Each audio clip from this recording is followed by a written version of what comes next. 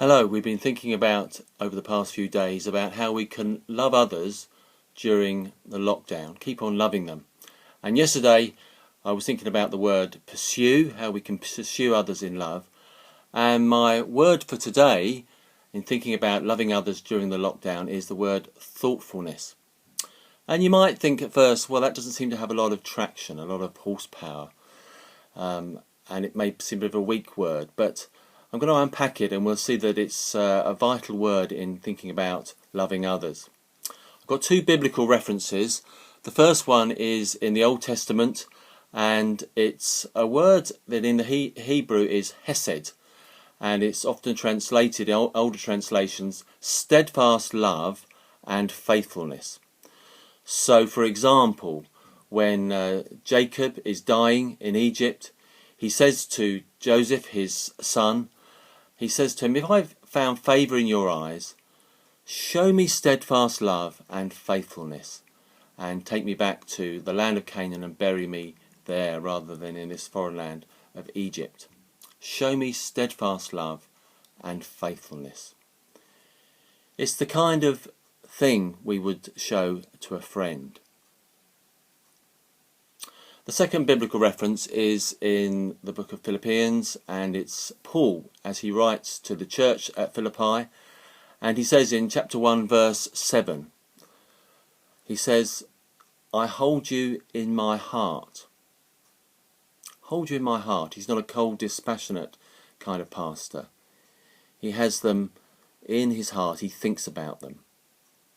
So this idea of thoughtfulness captures the idea of considering another person, thinking about them deeply.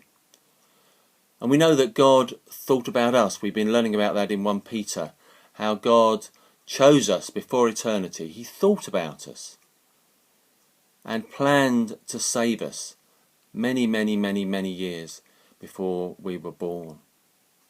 And he thinks about us in our daily lives, in those small things that happen to us.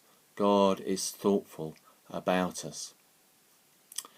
So being thoughtful about a person means holding that person in your heart, wanting to know them better, more deeply, giving time and attention to hearing their story, listening to what's important to them, thinking what would bring good to this person. So implicit in the word is being quietly attentive, thoughtfully engaged, praying, Lord, help me be attentive to this person. Help me to show them steadfast love and faithfulness. So for me, in the lockdown, the challenge is to be more thoughtful about the people that I normally see, but perhaps not able to see at this time. And how can I bless them? How can I pray for them in specific and real ways? In Matthew chapter 10 verse 42, Jesus talks about giving a cup of cold water to these little ones as something that God will notice as a kindness.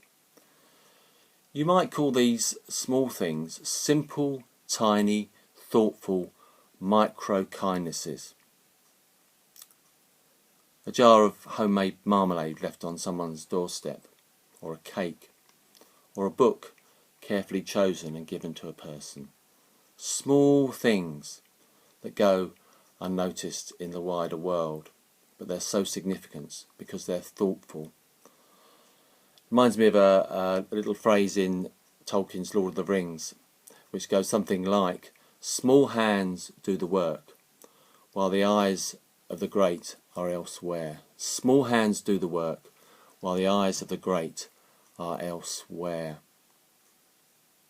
So God was thoughtful about us, and we, following that pattern, can be thoughtful about others. You can love people during the lockdown by being thoughtful about them. How can you love them?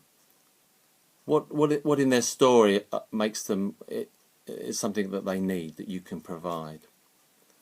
These small kindnesses may not be noted on the Richter scale of public popularity, but they may go unnoticed to people in general. But in God's notebook, they won't be missed. So that's my word for today on loving others during the lockdown. Thoughtfulness.